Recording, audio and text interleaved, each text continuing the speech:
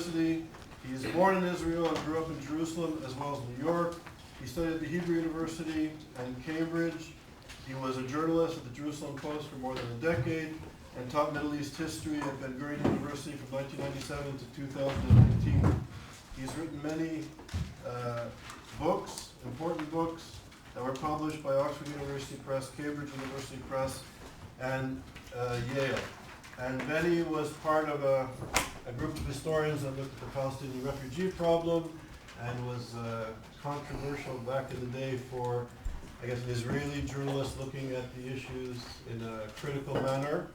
And now he's also at the, I guess, controversial in his work in looking at issues of anti-Semitism and jihad in the Palestinian and Muslim communities of the region. Politically incorrect, but a scholar who's always pursued the truth, regardless of the way it's received politically. So, a brave scholar, and we're honored that you're here. Thank you. Thank you for having me. A pleasure. Midway in the First Israeli-Arab War in August 1948, Emil Ruri, a member of the Arab Higher Committee, which was the cabinet of the Palestinian Arab National Movement, blamed the Arab states for creating the Palestinian refugee problem. He argued that the Arab states had pushed and cajoled the Arabs of Palestine into launching hostilities against the Jewish community in Palestine, then known as the Yishuv, in defiance of the United Nations partition resolution, while the Palestinians were disorganized and unprepared for war, and they themselves, the Arab states, launched their invasion of Israel in May 48, while disunited and insufficiently prepared. The war had resulted in the creation of the refugee problem. He rejected a solution of the problem by way of repatriation, arguing that the Jews would then hold them hostage and torture them severely. This is, he wrote in the Telegraph in London. Ruri assumed that a refugee return would be achieved through negotiations with Israel, and an agreement so achieved would mark the beginning of Arab acquiescence in Israel's existence. We must inculcate in the heart of every Arab, he said, hatred for the Jews, and we must renew the jihad against Israel. The refugees, he concluded, would return to their places only after Palestine was reconquered. Months earlier, in January 1948, just after the start of hostilities, Matiel Muranam, head of the Arab Women's Organization, which was the female arm of the Arab Higher Committee, told an interviewer, and this is January 1948, the United Nations partition decision has united all Arabs as they have never been united before, not even against the Crusaders. A Jewish state has no chance to survive now that the Holy War has been declared. All the Jews will eventually be massacred. Mrs. Muranam, it should be noted, was a Lebanese Christian who had married a Palestinian Arab and moved to Jerusalem in the 1930s. And she was saying that we're now engaged in a holy war. Following the pan-Arab invasion of Palestine in May 1948, the Saudi regime organized jihadi festivals around the kingdom in the towns and oases to mobilize volunteers for the war in Palestine. According to Madawi al-Rashid, an expert on Saudi Arabia in 1948, in 2 days, 2,000 men registered, and it was said that 200,000 were ready to perform jihad and sacrifice their lives. As it turned out, only several hundred were eventually dispatched from Saudi Arabia to Palestine. The Saudi religious authorities, the ulama, played a major part in the mobilization for jihad. The call for jihad also vibrated throughout the Maghreb, and thousands of Moroccans, Algerians, and Tunisians in the spring and summer of 48 set off to fight in the hills of Palestine, though only hundreds actually reached the battlefields due to French, British, and Egyptian interdiction along the way. Historians of 1948 have tended to view the First Arab-Israeli War as a milestone and turning point in a national struggle between two peoples or ethnic groups, the Jewish Zionist and Palestinian Arab collectives over a piece of territory called the Land of Israel or Palestine. A cult through available documentation, essentially through Israeli and Western records, points to an additional and perhaps important aspect, and for some of the Arab participants in the war, a dominant aspect, namely the religious face of that war. In light of the available records, it would appear that many of the Arab participants in the 1948 war saw that onslaught against the Yishuv, Israel, as a holy war, a jihad against the foreign and infidel invader. An indication of this is provided in the transcript of an interrogation of a Syrian Arab Liberation Army soldier from Hama in Syria who was captured by the Jews near Yechiam in January 1948. According to what the transcript of what he told them, the interrogators from the Haganah, it's as follows: Damascus radio broadcasts describe the Jews, this is him talking basically, Damascus radio broadcasts describe the Jews' attack on and humiliation of Palestine's Arabs. The radio broadcast awful stories about the killing of women and children, destruction and rape, and these shocked the Muslims of Hama. The cleric Said al-Jabi and the Hama governor incited the Muslims of Hama that they must volunteer for jihad to save Palestine's Arabs. In the end, a group of Hama notables went to the poor and the workers and influenced them to organize for jihad. And so 150 volunteers, and he was of course one of them, went off to train in a Syrian army camp. There, Fawzi al-Kaukji was the commander of the Arab Liberation Army, which was the Arab League's sort of volunteer army, which went to fight in the first months of the war on the side of the Palestinian Arabs against the Jews. Fawzi al-Kaukji came to give a talk, and this is what this volunteer from Syria recorded him as saying: "You are now going off to jihad to help the persecuted Arabs of Palestine. Our war is holy. We mustn't harm women and children and POWs. All the plunder, including women and children, belong to the military commander." This is what Fawzi al-Kaukji told the volunteers who were about to go off to fight in Palestine.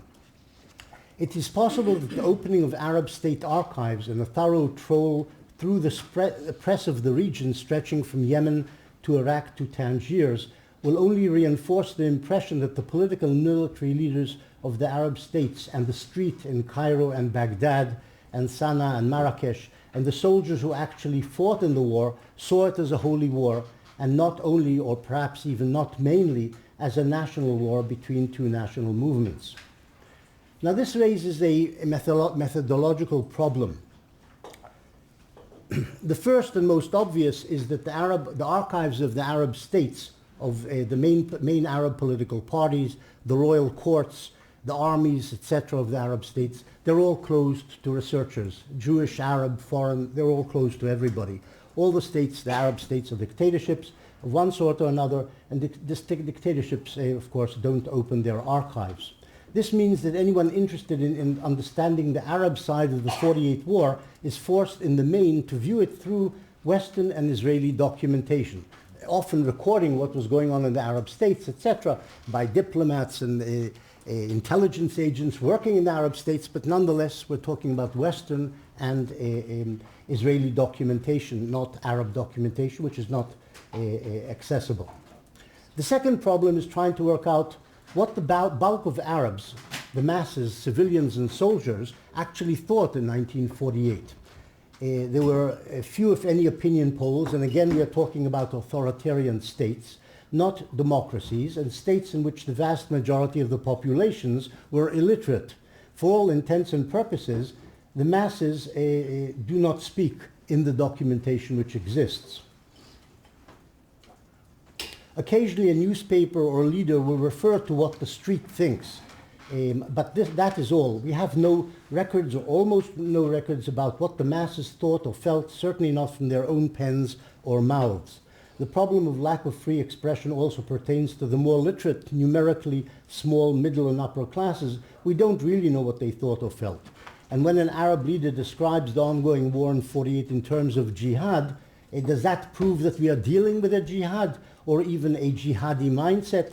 Is it possible that the term was used insincerely by this or that prime minister or king attentive to the presumed will of the street, or to appease religious and political radicals? We do not have protocols of Arab cabinet discussions, diaries of government ministers and kings, or the internal correspondence of the leaders.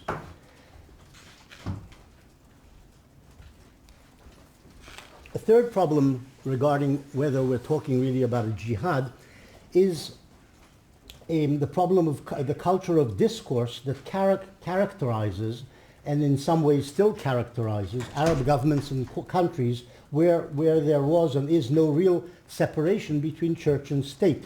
Often the rhetoric of politicians, the description or explanation of this or that policy or practice, will be couched in religious Islamic terminology, which doesn't necessarily mean that's what those leaders think, but they use that terminology because that's what's the discourse and what is expected of them.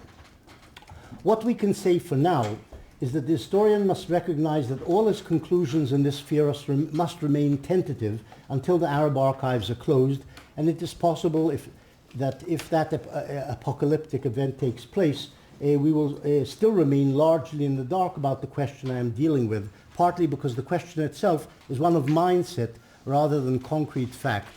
And we are speaking of the mindsets of many millions of people rather than those of a coterie of politicians.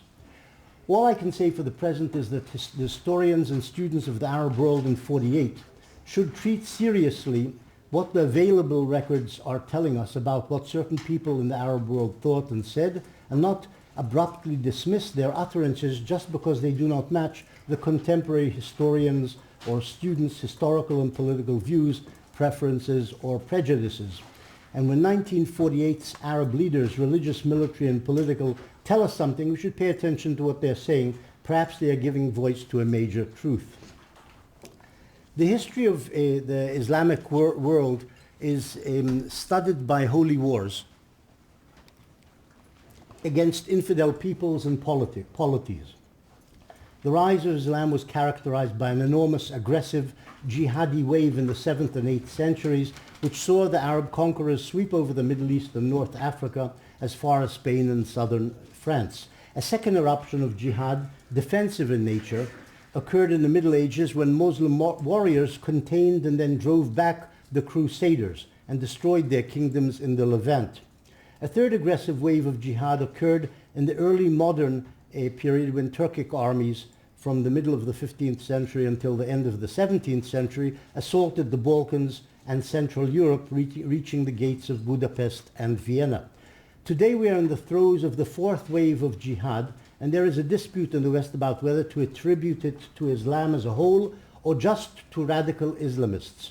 A wave directed against the West and its promontories around the world, stretching from the Philippines and Mumbai through East and West Africa, London and Madrid, and the Twin Towers in New York. At the center of this wave were the wars against infidels in Afghanistan, Iraq, and currently, of course, also in Palestine. One can view the current jihadi wave as aggressive or defensive.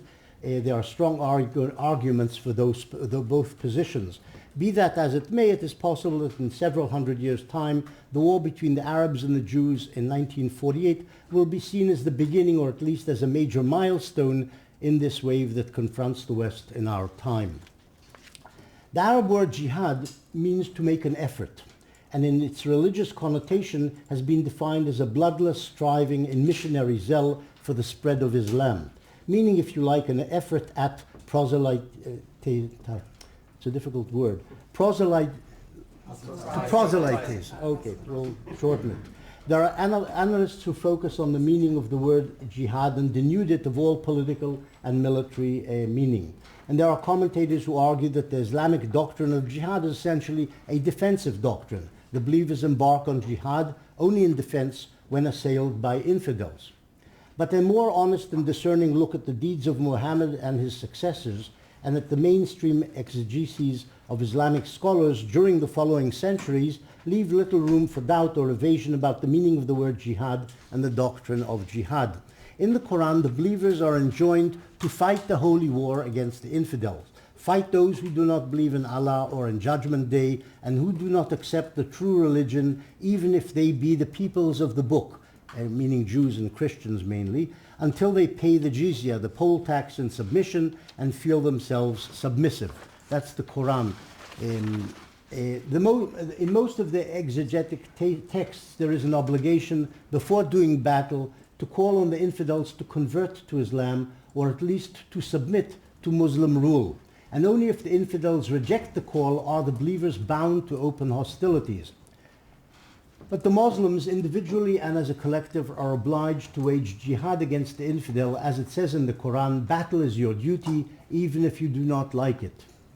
Now, it is true that the Quran is often vague and obtuse, and one can find in sentences sending the reader and believer in a variety of directions. But among the major Muslim theologians in the millennium following Muhammad's death, a more or less consensual mainstream emerged about the main pillars of the religion.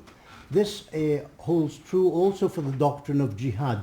Ibn Khaldun, a great Sunni philosopher and historian of the 14th century, put it this way: in the Muslim community, jihad is a religious obligation because of the universality of the Muslim mission and the duty to Islamize all mankind, or through persuasion or through force. Other religious groups did not have a universal mission, and holy war was not a religious duty to them save in self-defense. But Islam, on the contrary, is bound to rule over other peoples. In Shia Islam, jihad is seen in the same way. Islamic jihad, this is a quote, against the believers in other religions, for example, the Jews, is an obligation save if they convert to Islam or pay the poll tax in advance. As Al-Amili, a prominent Persian theologian of the 16th and 17th centuries, put it. The belief that jihad, in order to forcibly convert or at least vanquish the rest of humanity, is obligatory for the believers, and it's based on the sentence, "We have sent you out to all mankind," as the Quran says. And definitive world peace is only attainable if the whole world accepts or bows to Islam. In the course of the struggle, truces, even long-term ceasefires, are possible, but the fight against the infidels must be maintained until they are defeated. In Western eyes, this posture is seen as aggressive or unjust. But in the eyes of classical Islam, it appears self-evident and just, as the truth is found only in Islam, and the award of the truth to others, also by way of the sword, is sensible and just.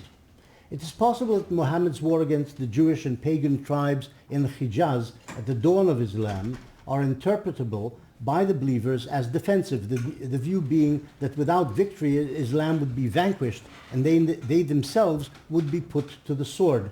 But Muhammad's successors from the caliphs onwards initiated wars of expansion and conquest against the Christian world with the aim of converting the whole of humanity to Islam.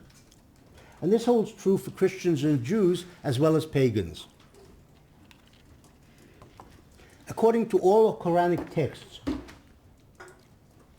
the aim of jihad against the peoples of the book is to convert them to Islam or obtain their submission to Islam, and participation in jihad is the duty of all adult Muslim males unencumbered by physical or mental handicap.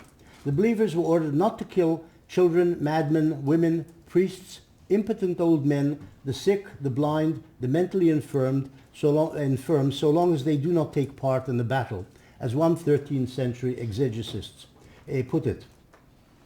According to Ibn Taymiyyah, a major 13th and 14th century theologian, the obligation to participate in jihad appears innumerable times in the Quran and the Sunnah. Therefore, that is the most important willed religious activity a man can undertake.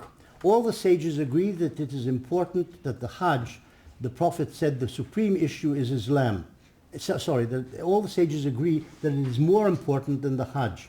The Prophet said the supreme issue is Islam and its peak is the Jihad. Jihad is obligatory both if we began it and if undertaken in defense, according to Ibn Taymiyyah. Indeed, one 12th century exegetist Al-Razali wrote that one should undertake jihad at least once a year, which sounds a bit tiring, but that's what he wrote. In the days after the UN General Assembly passed the partition resolution waves of rioters hit the streets of the large towns in the Arab world and attacked Jews and Europeans and their property. At the beginning of December 1947, there were pogroms in Aden, Bahrain, and Aleppo in Syria, and a variety of assaults on Jews in Cairo and Damascus.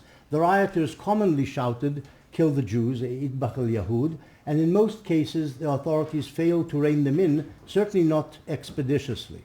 Dozens of Jews were murdered and hundreds of houses were torched in the Muslim world. On the 2nd of December, and I think this is the key expostulation of jihad in the course of the war. On the 2nd of December 1947, 3 days after the UN vote, the ulama, the scholars of theology of the University of Al-Azhar in Cairo, perhaps the most important arbiters and authorities in the Sunni Muslim world, declared a worldwide jihad in defense of Arab Palestine. This was a fatwa. Yeah?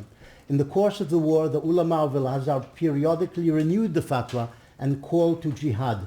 The liberation of Palestine is a religious duty for all Muslims without exception, great and small. The Islamic and Arab governments should without delay take effective and radical measures, military or otherwise, pronounced the ulama at the end of April 1948. In other words, in advance of the pan-Arab invasion of Palestine, if you like, to egg it on, to make it actually happen. On the day of the Egyptian army invasion of Palestine, 15 May, Muhammad Mamun Shinawi, the rector of Al-Azhar, the Sheikh of Al-Azhar, declared, "The hour of jihad is struck. 100 of you will defeat 1,000 of the infidels. This is the hour in which Allah promised paradise." And in December 1948, on the eve of the final bout of hostilities between the IDF, the Israeli army, and the Egyptians in the Negev and Sinai, the ulama of Al-Azhar renewed their call for jihad and cautioned the Arab kings. This was really primarily directed at Abdullah, king of Jordan, who was suspected of colluding with the Jews, against deviating, this is what the Al-Azhar's new fatwa said, against deviating from the way of the believers. Otherwise they face damnation. The jihadism of 1948 was accompanied by a strong dose of anti-Semitism. In 1947, well before the outbreak of the war, the ulama of Al-Azhar issued a fatwa prohibiting all commercial contact with the Jews and defined anyone doing so as a sinner and a criminal who will be regarded as an apostate to Islam. Samir Rifai, the Prime Minister of Transjordan, which became Jordan, told visitors in Amman in 1947 that the Jews are a people to be feared. Give them another 25 years and they will be all over the Middle East, in our country, in Syria and Lebanon, in Iraq and Egypt. They were responsible for starting the 2 world wars. Yes, I have read and studied, and I know they were behind Hitler at the beginning of his movement. Now this is the Prime Minister of Jordan, and Jordan was led by the most moderate, of course, of the Arab leaders in 1948, King Abdullah. Rifai's observations reflected beliefs that spread through the Middle East at the end of the 19th century and the early 20th century, which added a modern stratum to the classic anti-Semitic utterances embedded in the Quran, where the Jews are designated inter alia as a base people and as murderers of the prophets. There is religious hostility between the Muslims and the Jews from the beginning of Islam, which arose from the treacherous conduct of the Jews towards Islam and Muslims and their prophet. King Ibn Saud of Saudi Arabia explained to President Roosevelt in 1943. The Muslim Brotherhood defined it thus: Jews are the historic enemies of Muslims and carry the greatest hatred for the nation of Muhammad. In April 1948, Sheikh Muhammad Makhawif, the Mufti of Egypt, issued a fatwa calling on all Muslims to participate in the jihad in Palestine. His contention was that the Jews intend to take over all the lands of Islam. It is no wonder then that during the 1930s and 1940s, the following hadith in different variants was quoted in Islamic tracts. This day of resurrection does not come until Muslims fight against Jews, until the Jews hide behind trees and stones, and until the trees and stones shout out, "O Muslim, there is a Jew behind me, come and kill him." Side by side with the traditional anti-Semitic message, the 1948 call to jihad had another historical pedigree. Before and during 1948, the Zionists were often compared by Arab spokesmen to the Crusaders, and we've seen this. And almost always it was said that their end would be similar to that of the Crusaders. As the Secretary General of the Arab League, Abdul Rahman Azam Pasha, put it in 1947, "You, the Jews, are a temporary phenomenon.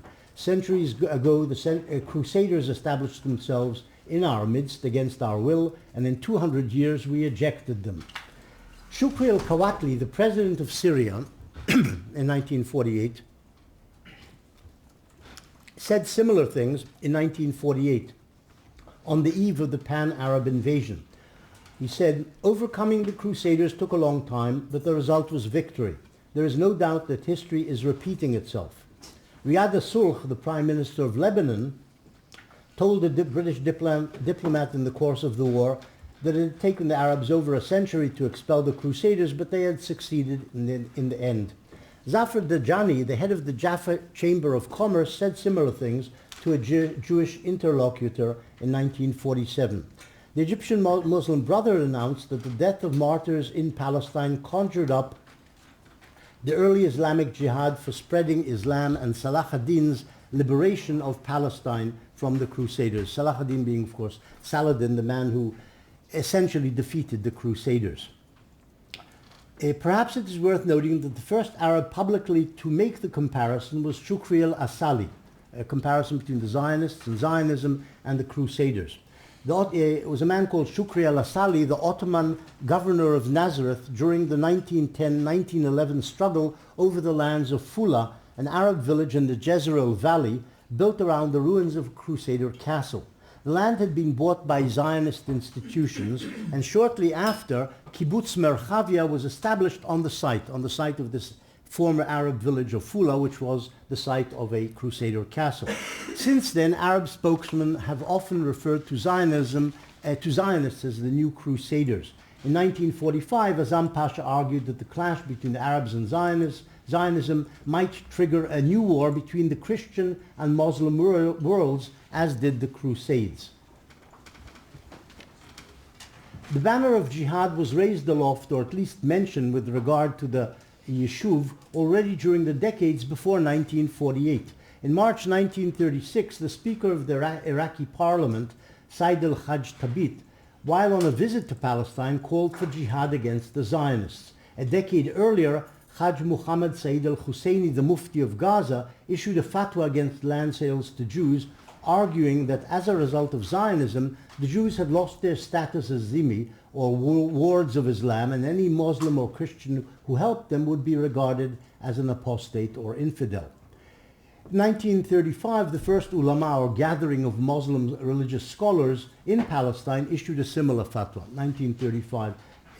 So all of this sort of precedes in 1948. During the Palestine Arab revolt of 1936-39, the discourse among the rebels, to judge by their publications, was often religious as well as political nationalist, and the struggle was seen as, at least in part, as religious. Indeed, the 1936 announcement of the establishment of the Arab Higher Committee, the leadership body of the national movement that in effect orchestrated the revolt, included the following typical sentence: "Because of the general feeling of danger that envelops this noble nation, Palestine's Arabs, there is a need for solidarity and unity and a focus on strengthening the holy national jihad movement."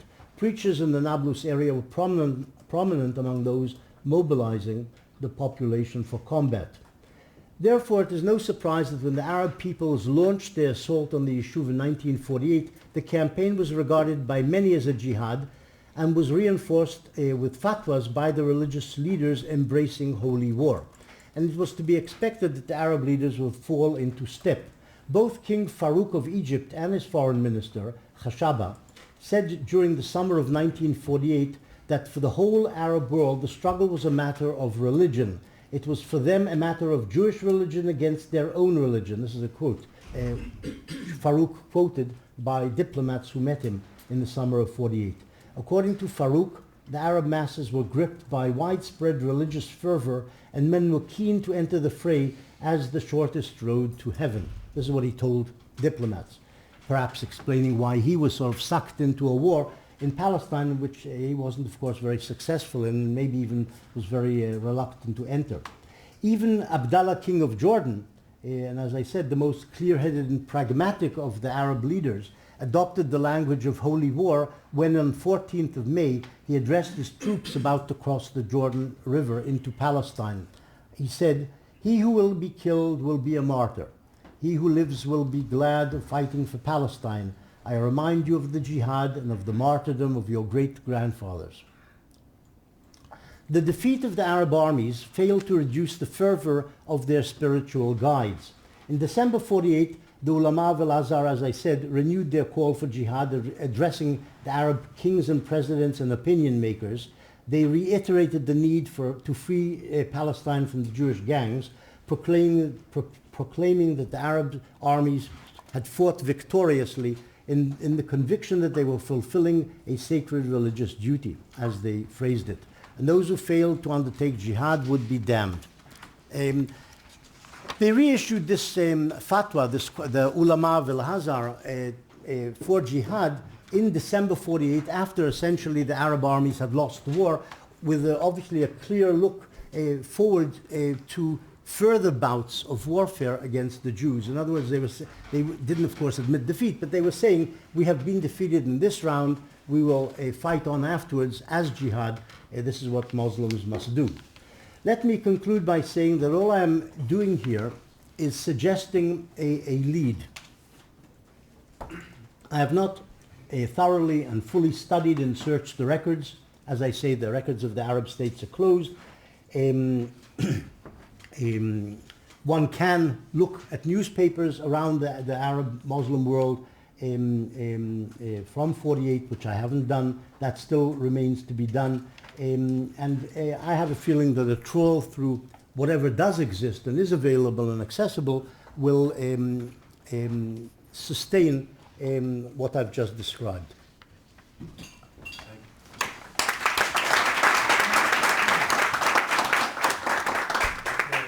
Comments and questions, please refer to me. Harris? Thank you, Charles. First of all, Benny, thank you for coming here and teaching me as a Muslim how I should be a Muslim. I'd like to thank you for that. And I'd like to say to everybody here on the record, as Managing Director of ISGAP, this is my jihad and I'm here to forcibly convert you by the sword or to persuade you to join me. I'm putting you on notice, and this is my once a year ISGAP Summer Institute visit. I will give you the alternative version, I'm going to change my presentation, the alternative version of the Islam that I follow and the overwhelming majority of Muslims follow around the world. I will deconstruct now Ibn Taymiyyah, who was quoted, who is the theological grounding for ISIS. So basically what you've heard is the Muslim Brotherhood, ISIS, Al-Qaeda version of Islam, which we ordinary Muslims have been fighting, certainly at me since 9/11 and 7/7, and people have been killing me. Muslims have been killing people like me for these beliefs. We are the first target. I would like to ask you, Benny, as a Muslim, a theologian, I have ijazahs in Shafi and Hanafi fiqh, I have ijazah in Tasawwuf, I have ijazahs in Imam Ghazali, when he said jihad once a day. What he was talking about is out of context.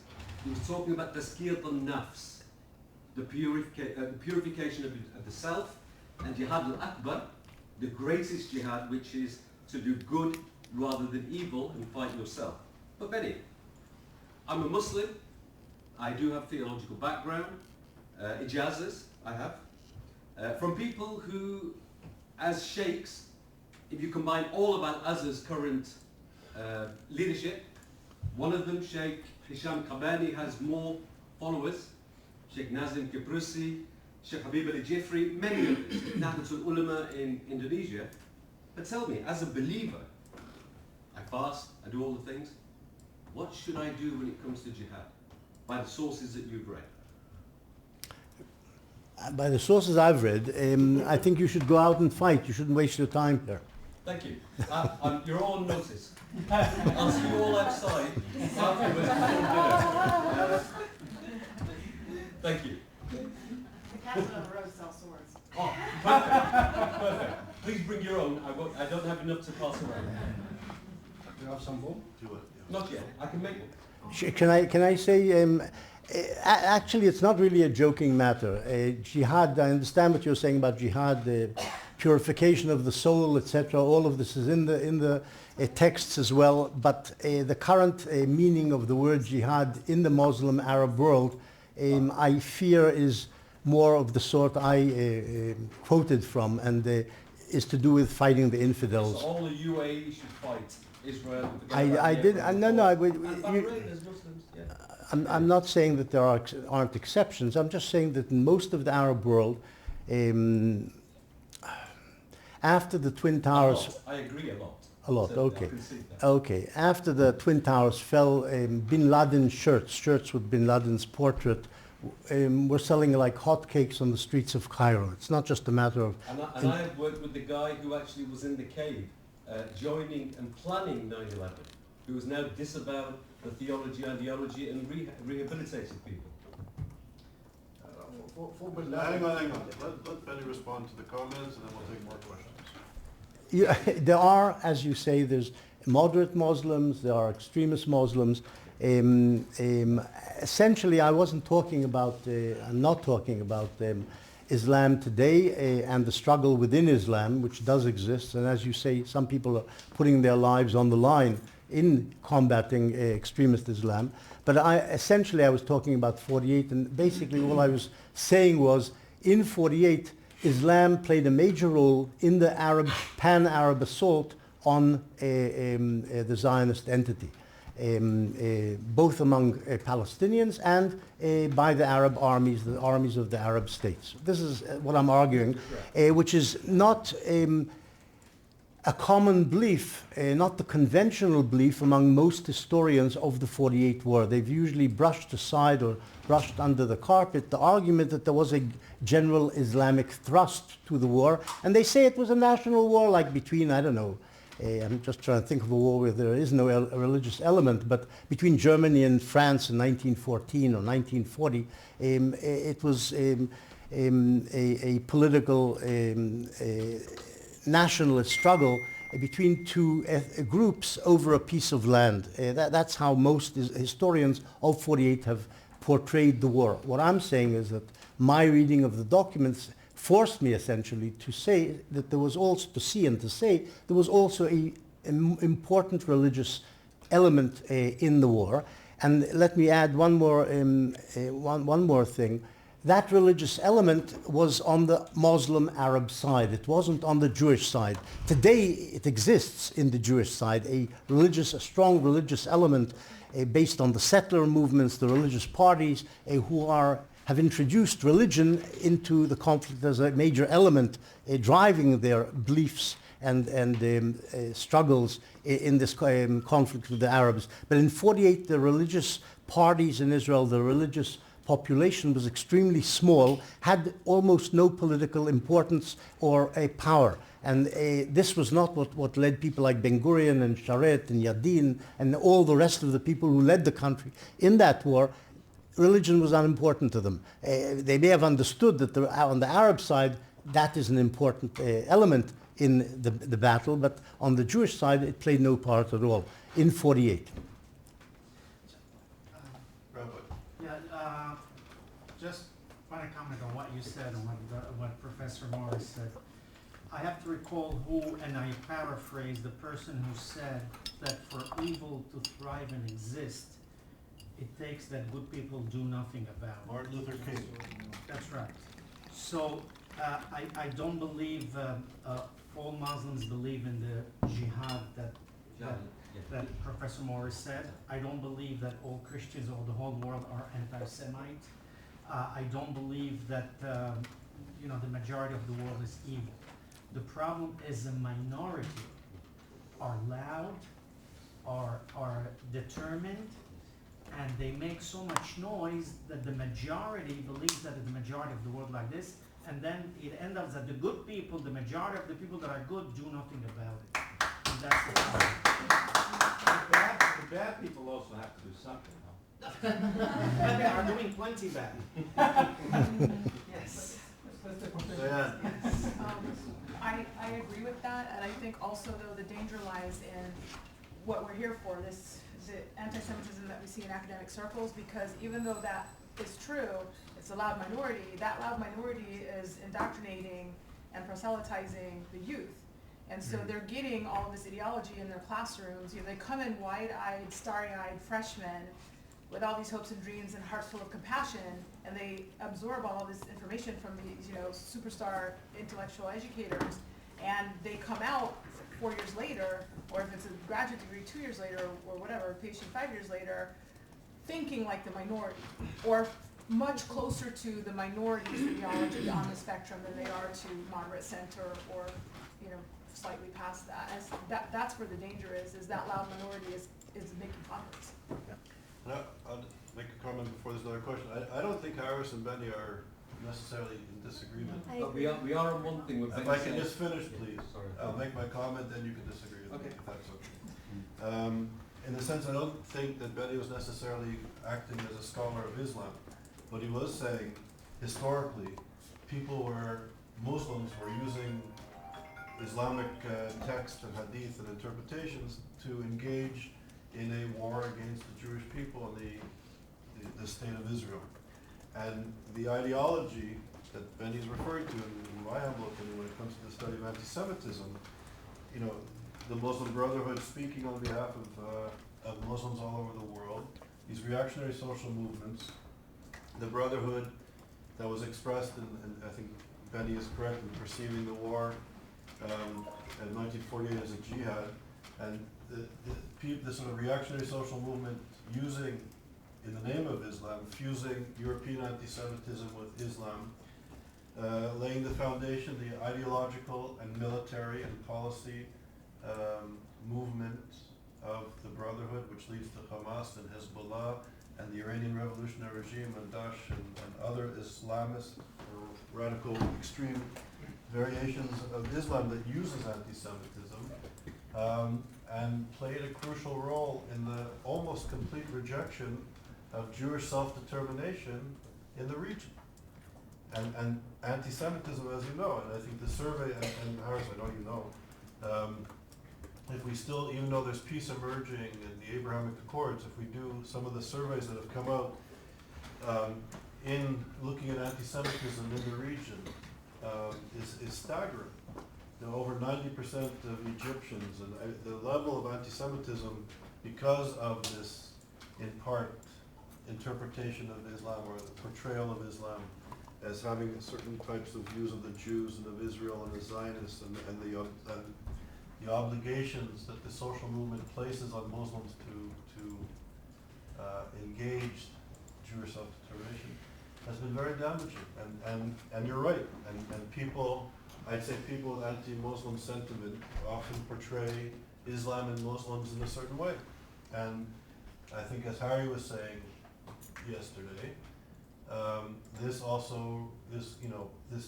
perception of Islam in the diaspora also leads to kind of nationalism and xenophobia in other parts of the world.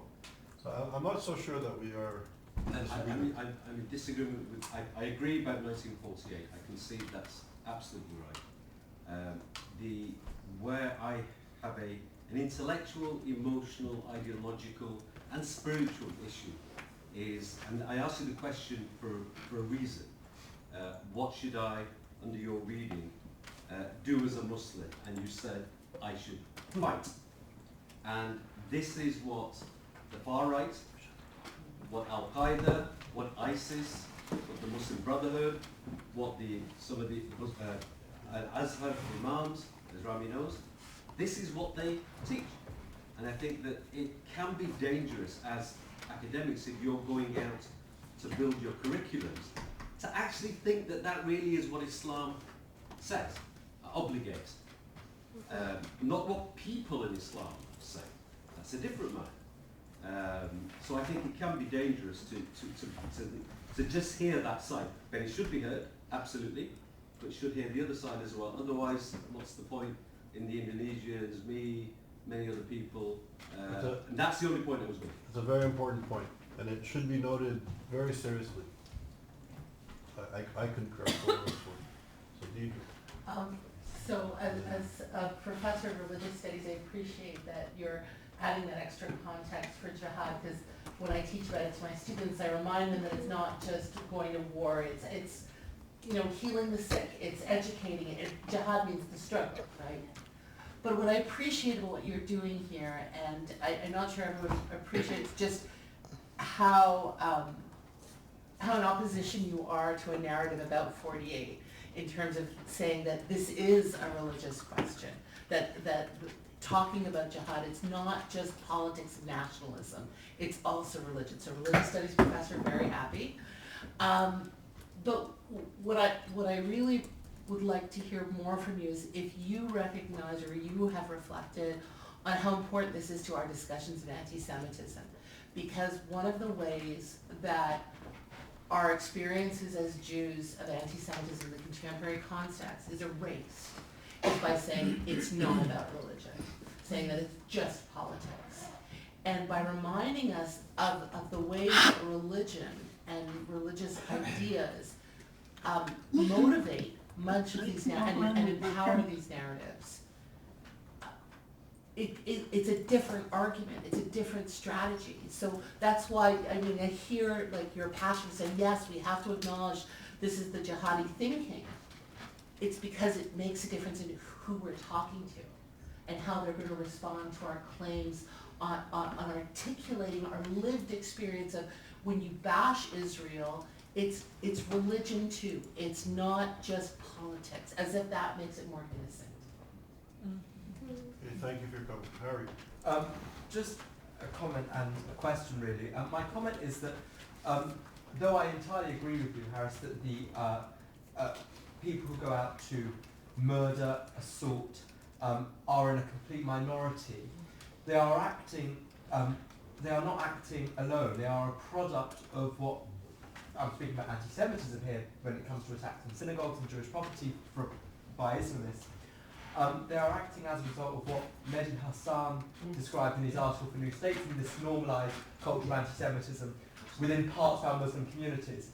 And so, whilst I think absolutely we must recognise they're a minority, we should also acknowledge that they are a product of a wider issue which affects large parts of Muslim communities. And FRA polls from the European Union when it comes to European anti-Semitism demonstrate that actually most Jews are disturbed by Islamist anti-Semitism more than they are any other form of anti-Semitism. And I think that needs to acknowledge, and your colleague also, former colleague rather, Majid Nawaz, said when I think on an interview with back in the day when he was working for LBC, which is a radio station here in the UK, not my favourite anymore, but he said that that Islamism is a plausible reading of Islam, and I think that needs to be acknowledged. So whilst it isn't the interpretation of Islam, it is a plausible interpretation of Islam, and I think that distinction is critical.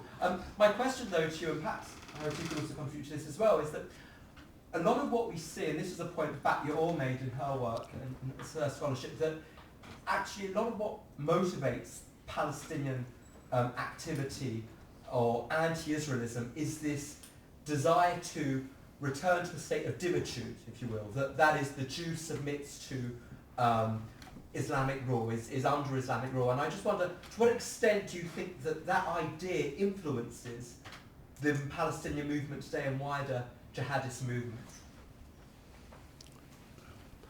Again, this is a problem of working out who's in the minority and who's the majority, what majority thinking is and what minority thinking is. But let me comment on that, and maybe it does respond in some way to your question. The thing which gets Palestinians in Israel and the territories on the streets, rioting, killing if they can, is the supposed threat, as they see it, to the Muslim shrines in Jerusalem. In other words, if they say, come out into the street and demonstrate for a Palestinian state, we need statehood now like every normal nation has, etc., nobody will go out into the street. Nobody. Somebody will, but nobody will go out into the street.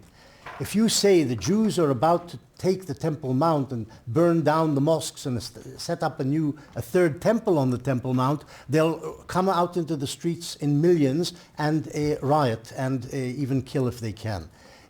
So religion still plays an enormous role in the Palestinian national movement.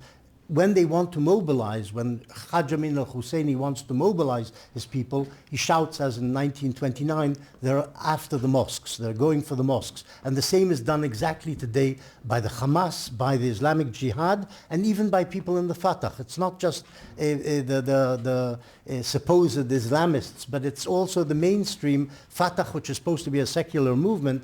When they sent out their suicide bombers to compete with the suicide bombers of the Hamas and the Islamic Jihad during the Second Intifada, they told them 70 virgins await you and all the rest of the spiel about how it's good to be a martyr.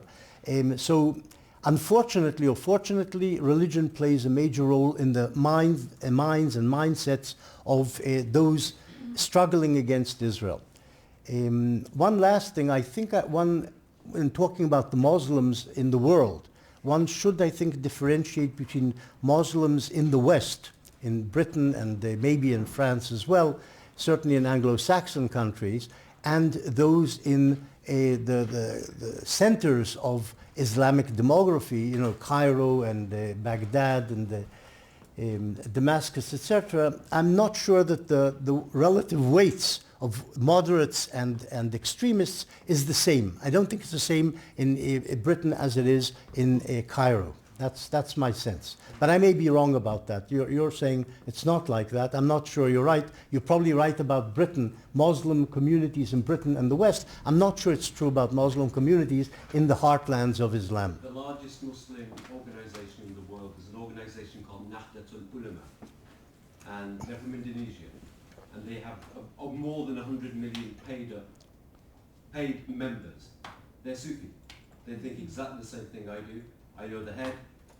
However, Benny's absolutely right that religion is used as a form of redemption, protection, to get people out, not just in Israel, in Jerusalem, but around here as well. I gave a lecture in 2009 when I first met Charles, and I posed the question: is anti-Semitism becoming the default position amongst Muslims under the age of 40 in the West? Well, you don't have to just be an Islamist to be anti-Semitic anymore. I followed up on that lecture in Jerusalem last year.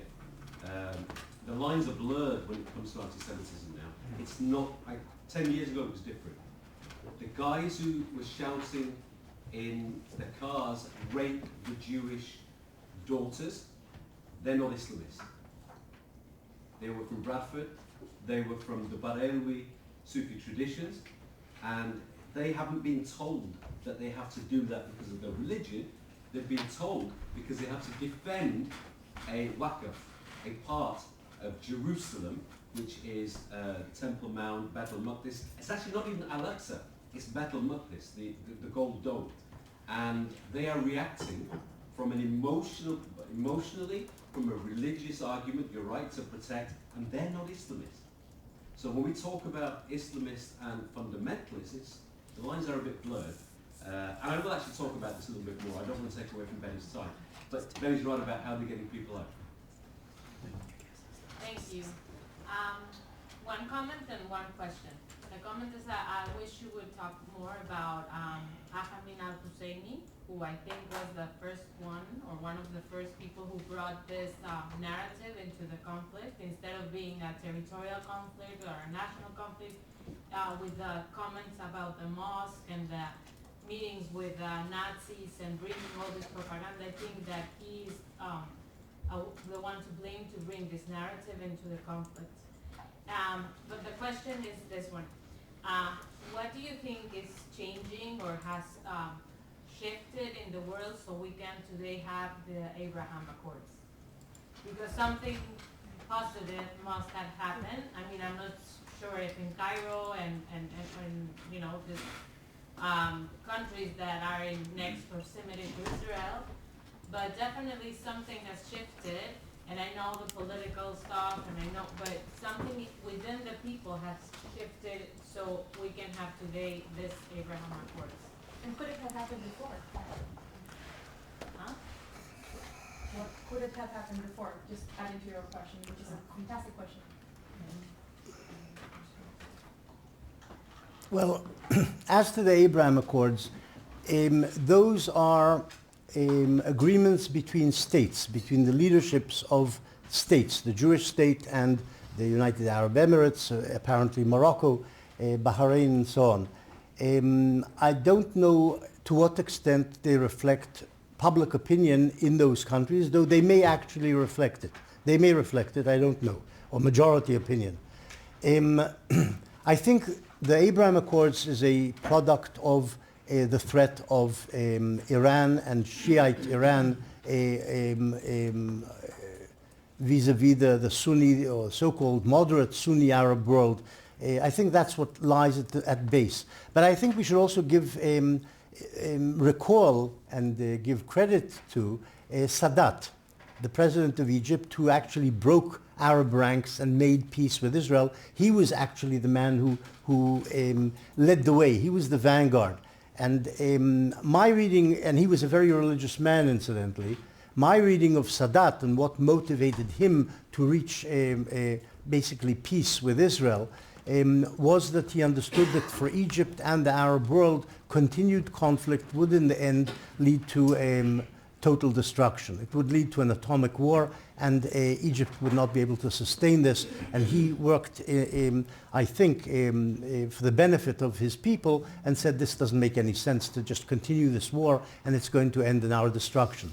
The Abraham Accords is a continuation of this, with the addition, if you like, of the Iranian threat, which I think motivates the leaderships in the Sunni Gulf states. I think that's very important.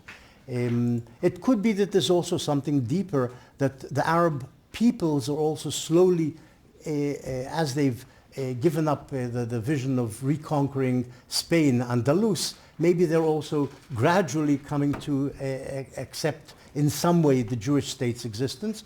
Time will tell if that's really a sort of a deep thing, or just the leadership feeling this for the reasons I mentioned. Hajj Amin al-Husseini certainly knew how to mobilize. Firstly, he was a cleric, and he was unusually, incidentally, in the 20th century, a cleric leading a nationalist movement. The only other one I can think of or know about is Makarios in Cyprus, who was a cleric who led a nationalist rebellion and movement. But it's unusual for a cleric to lead a political movement, a nationalist movement, and he was the man who did it. And he understood that in order to mobilize the masses to do that, as I mentioned, you have to speak about the threat to the holy of holies of at least Palestinian Islam, which is the Temple Mount and the Haram al-Sharif and the mosques on the mount. The man was deeply anti-Semitic, and you see that in his writings, in his preachings. During the war, he worked for the Nazi broadcasting service and preached to the Middle East, basically calling for the peoples, the Arabs in the Middle East, to murder the Jews wherever they could. This is one of his famous broadcasts. He was deeply anti-Semitic, and he also, in his memoirs, he produced memoirs which also show that he believed in these things, which Rifai mentioned, the Prime Minister of Jordan, which I quoted, about the Jews being responsible for this and being responsible for that. And so anti-Semitism certainly motivated him, in addition to this sense that Islam was in a mortal struggle with the Jews in Palestine. I could talk more about Hajj Amin, but interesting character. Also, Hitler remarked about Hitler liked his blue eyes. The man had blue eyes, and Hitler sort of said, as an aside, the man has obvious Aryan roots.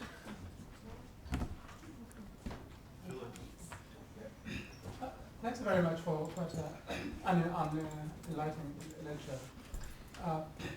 I guess from a research perspective, I'm quite curious of how you make the connection between the religious aspect of the motivation for anti-Semitism and indeed certain even kind of religion in general, and this time in lecture, of course, Islamism. And my question is really informed by this kind of critique of Amartya Sen's idea that we are many different things and we are shaped by many different things. And we can't pin down an individual to one given single identity. That's the theory he makes in his Identity and Violence, the Illusion of Destiny. I'm asking that because, I mean, I'm supposed to be Christian, I guess. I think I am. But I didn't choose that. And when I look at the history of Christianity in Africa, in much of the colonial world, it was a very violent process. I mean, I talked to my grandfathers how they were forced to eat, for example, taboo foods in order to not be able to go back to the old groups. So, like, for example, eating chicken was a taboo, and then the missionaries would make them eat chicken in order not to be any more accepted within their communities, and then they would be obliged to convert. That was the benign form. There are many other more violent kind of forms of what we know in North America, for example, Canada now, the debate they have about the residential school kind of things. Now, first of all, when I read the Bible and I studied in a Catholic seminary, there is a lot of violence in the Bible. I mean, there is a slaughter them, children, and don't leave women and children kind of things. And then we see interpretations of this in North America, for example, with the Jews will not do, I mean, you guys know better than I do. Now, keeping all of that in mind, can you also say that Christianity is a violent religion, or there are violent interpretations of the religion? And here then my question is really pretty much joins the question which was asked here. And I know we're talking about one jihad, but what comparison can also be made with Christianity? Thanks. Well, you're asking me to talk about very big things, and I like to talk about smaller things. But look, Christianity went through violent stages as well. Currently, Christianity is not crusading, essentially, even though George Bush used that word crusade when he went over to invade Iraq or whatever. But essentially, it's not a crusading religion, Christianity, and it preaches, it's mainstream, certainly preach peace and whatever, and goodwill to peoples and to other faiths. But it did pass through very violent stages. The people who murdered Jews when they conquered Jerusalem in 1099 or whatever, they were Christians, and they were doing this on the way to Palestine and in Palestine in the name of religion. But Christianity has changed over the hundreds of years since the Crusades and since the wars of the Reformation. Christianity has changed, and one can't speak of Christianity as a violent religion, even though you will find Islamic preachers who do think and talk about Christianity as being a violent religion against which they are defending. That is, they're defending themselves against Christianity, and that the invasions of Iraq or the attacks on Afghanistan or whatever are eruptions of Christianity. That's the way they will describe them when they're trying to persuade their people to fight the Americans or whatever in these areas.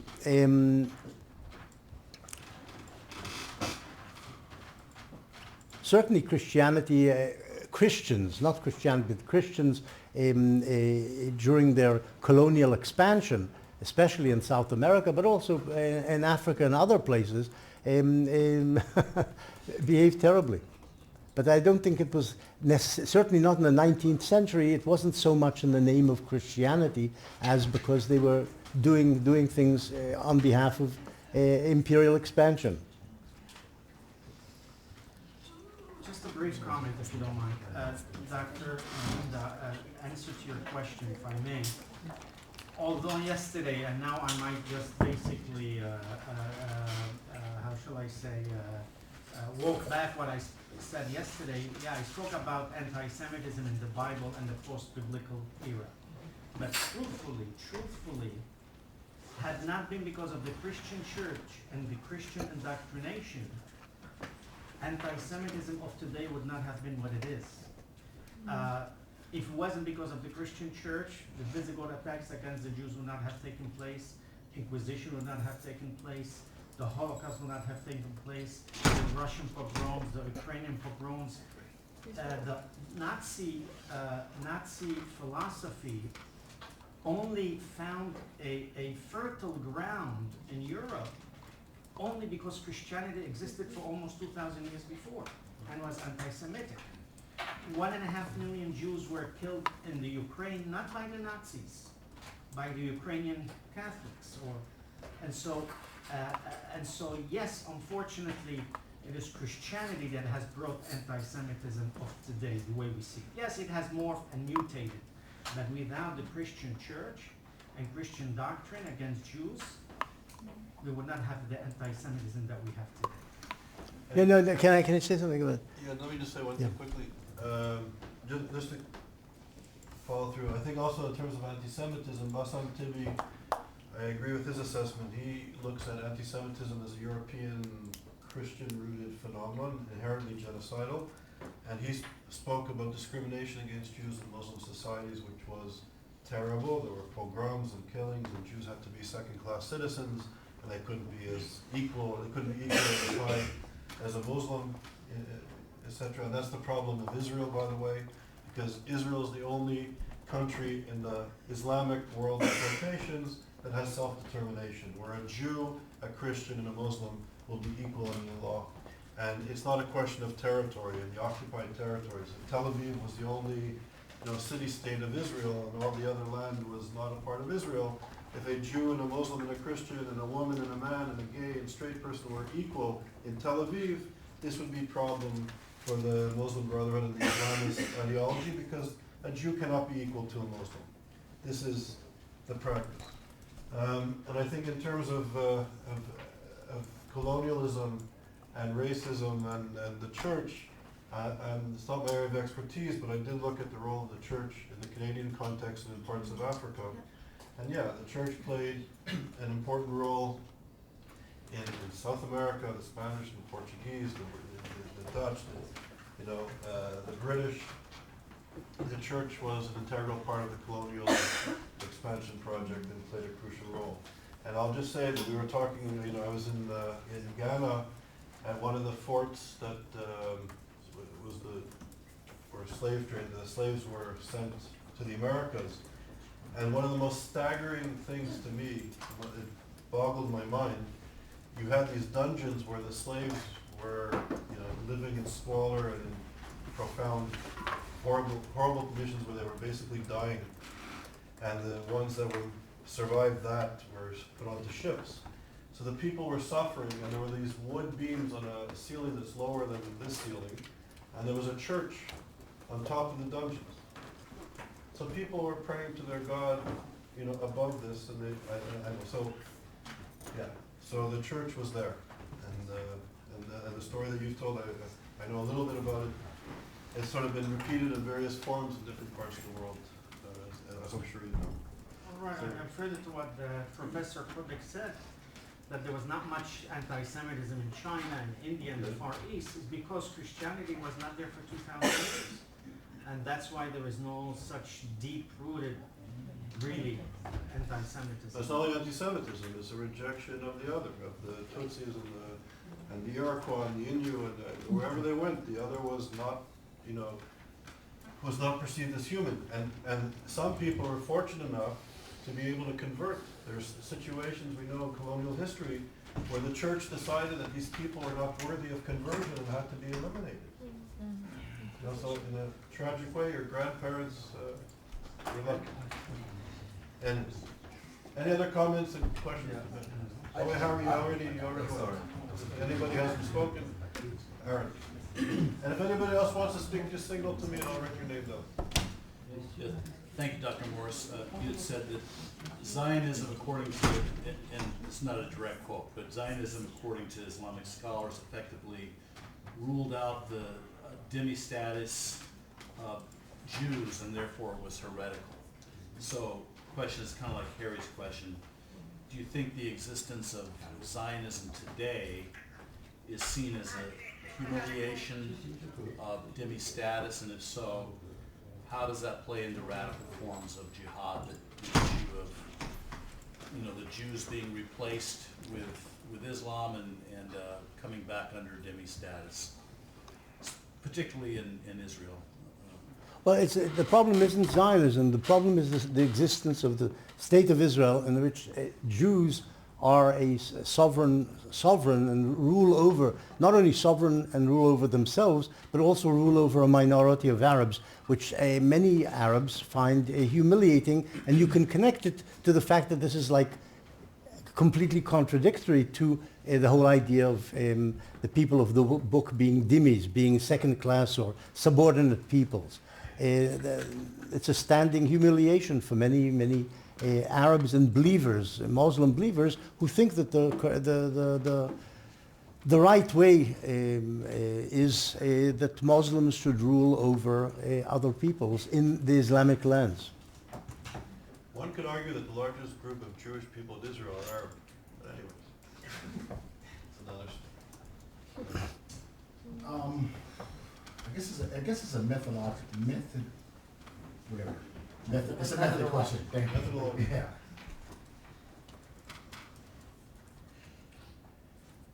I think rightfully so. So, for example, the duty status kind of stuff, right? So we can like point to that in this kind of intrinsic hierarchy that's within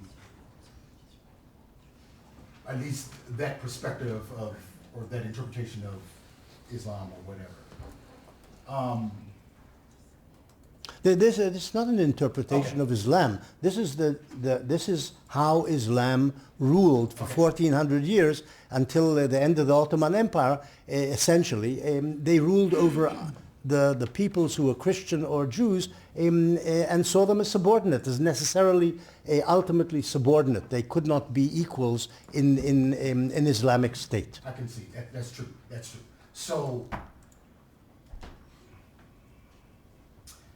So we could, I'm a biblical scholar, so like we could go Zechariah 14, there's a lot of rhetoric within like in Tanakh about like the subjugation of Gentiles and how that is like ushering in the kingdom. Would that be considered xenophobic or Islamophobic or no? You're talking about in the Bible how the Jews at the time, or the Hebrews at the time, related to the peoples they had conquered or wanted to conquer. Yeah, this is a template, if you like, and a lot of Germans scholars pointed to it as a template for the subjugations of peoples, and they can refer back to the Bible that this is how it was. But we're talking about something which was true 2,500 years ago. That is what happened in the Bible, what the stories relate in the Bible, how the Jews defeated the Gibeonites and the Amalek and so on. This is something which is 2,500 years ago, and Judaism, I think, has moved on from there. Okay. Dr. Morris, I'm curious, how was your thesis about 48 as a jihad been received by your fellow historians? There's another religion an issue after all in this, which is anti-Zionism, the anti-Zionist religion, which sees 48 as a catastrophe for the Palestinians. How are your fellow historians looking on your thesis? Well, I would say basically they're against. And my fellow historians, most historians, most historians don't like.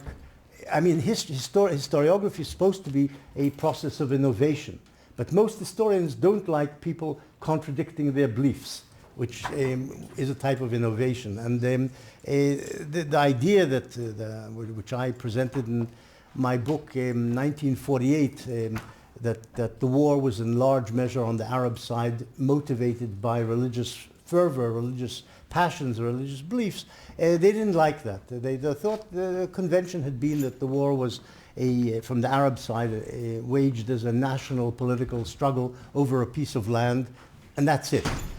So new ideas are quite often denied or rejected until they eventually take over.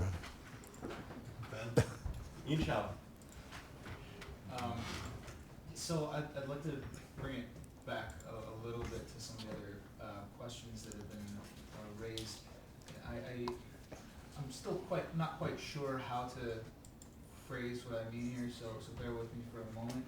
But and I don't mean this as a criticism of anyone in the room. I'm just trying to clarify a little bit. Are we, to bring it back even further, to maybe subscribing to a little bit of Orientalism by conceiving of Islam as sort of stagnant?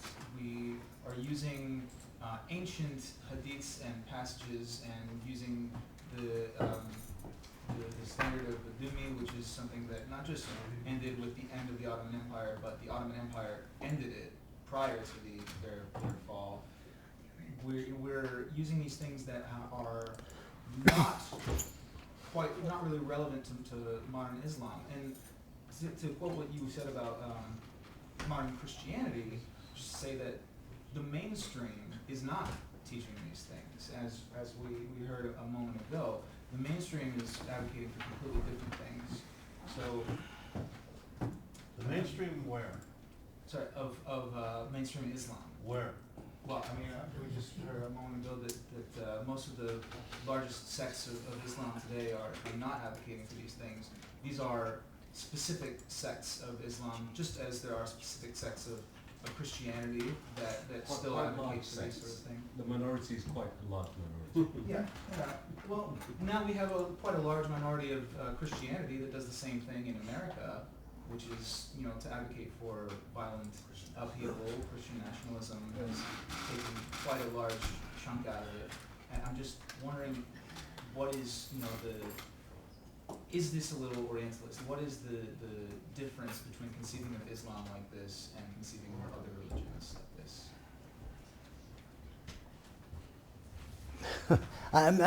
This is a very general, this really is a very general question. I'm not an expert on the streams of and the currents of thought in modern Christianity. I have a sense that Christianity essentially has moved on from its crusading and enslaving mentality and practices. That I think has changed. You're right that there's a resurgence of evangelical Christianity in America, and in some ways some of it is violent, etc. But I don't think we're actually talking about Twin Towers type of violence. It's not the same, as far as I can see. I'm not an expert on this. I think the problem that there is an ongoing struggle, as I see it, inside Islam between moderates and extremists. I haven't yet seen that the moderates are winning or in this struggle. I don't know if they're winning in the struggle. I don't know. I don't. This may be what did you call it? The moderates are losing. What? The moderates are losing. Yeah, that's what it feels like. The moderates are losing. That's what it feels like, and this is extremely unfortunate for humanity as well as for the Muslims themselves. The point about Christianity, which the rabbi made, I can't remember, is probably true. You were talking about anti-Semitism. I was talking about other things, not anti-Semitism, but in terms of anti-Semitism, the foundations of modern anti-Semitism in part lie with Christian doctrine and Christian even practice, at least in its first centuries. As you say, it even informed Nazi anti-Semitism in some way. But one shouldn't also forget Bonhoeffer and other Christians who paid with their lives, etc., priests and Catholics as well, who opposed Hitler in various ways. And that they today are said to represent what real Christianity was in the Third Reich. But they didn't do it for Jewish interests, they did it for Christian theological. Okay, that too, but there were some, I think, who sympathized with the Jews as well. But you're right, most of it was probably because they thought he was bad for Christianity. Yes. Yes. I think if I may respond to what Ben said, Ben, this is a seminar on anti-Semitism, and I know Harris agrees with me, and I think I agree with what Harris said as a footnote to the debate between Benny and Harris. I agree with what he said, but I know that Harris is also, and I are very engaged in the impact of anti-Semitism, not only in scholarly discourse, but in reality, in communities and in the region. And I would urge you to kind of back away from the sort of postmodern, politically correct, woke notion that by looking at anti-Semitism in the region, and in communities is somehow Orientalist. This is a real issue. This is a real danger. This is poisoning I agree. Islam. This is It is poisoning poisoning communities, and we should not, I think, in the name of wokeness, as Harris struggles all the time for, is it sort of the low expectations of Bigotry of low the bigotry of low expectations, and we shouldn't dismiss this horrific reactionary social movement wherever it exists. If it's Christian, Muslim, Jewish, whatever, there's a movement that we need to understand and be aware of. And it reminds me, this discourse reminds me, I did sort of take it away from Muslim, Christian, Jewish anti-Semitism. I did a study in Quebec on youth unemployment in the African Canadian and Jewish Canadian communities of Montreal. And you know, Montreal is English and French, and there's a French nationalist movement. The minorities are kind of marginalized. And we did a study on youth unemployment, and in the African Canadian youth community, the youth, there was 80% unemployment, and in the Jewish community it was like 65% unemployment, and in the Quebec national average was about 14 or 15%. So I went to the University of Montreal where I did a postdoc, which is a French nationalist university, and I presented the findings. And what did the intellectuals at the University of Montreal said? Okay, what is the black community? What's the Jewish community? There's English and French, there's men and women, there's Sephardic Jews and Ashkenazi Jews and Mizrahi Jews, and there's blacks from the Caribbean and blacks that are indigenous to Canada and African immigrants. So there's no Jewish community, there's no black community, therefore there's not a problem with immigrants. Even though we're fourth, fifth, sixth generation Quebecois, they still refer to us as immigrants, and it's not a problem. They deconstructed away the community.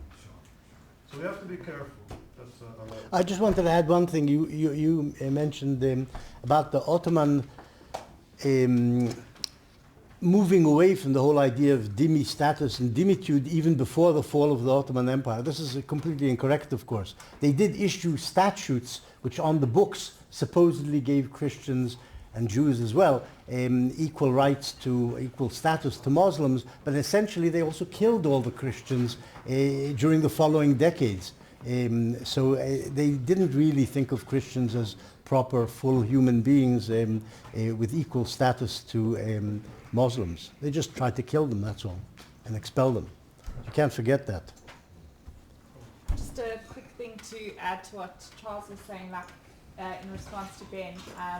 Like in reality, also if you look at like what children are being taught at schools in like the Palestinian curriculum and that, you know, they're being, you know, quite a lot of it is anti-Semitic. So so you've just got to look at like reality on the ground. It's not something that's like a obviously it's a minority in the bigger scale of things, but like in reality this tough thing actually is taking place. So yeah. all right. So on behalf of everybody, Benny, really thank you for being here. My pleasure.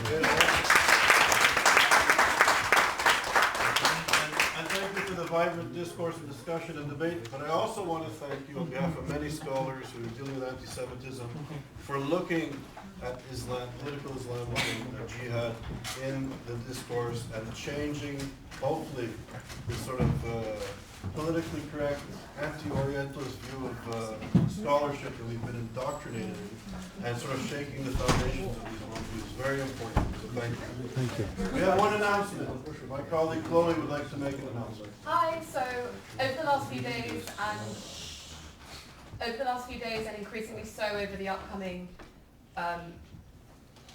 conference, we've heard a lot about certain thinkers and left-wing academia and schools of thought. For example, we've heard the names Edward Said, Adorno, Sartre, Judith Butler. We've heard of theories like Orientalism. We've heard quotes such as, "I am the only true follower of Adorno, I am the last Jewish intellectual, and if the Jew did not exist, then the anti-Semite would create him." For some people here, that they may be very familiar with these thinkers and concepts, but for some others, this might be your first time encountering them.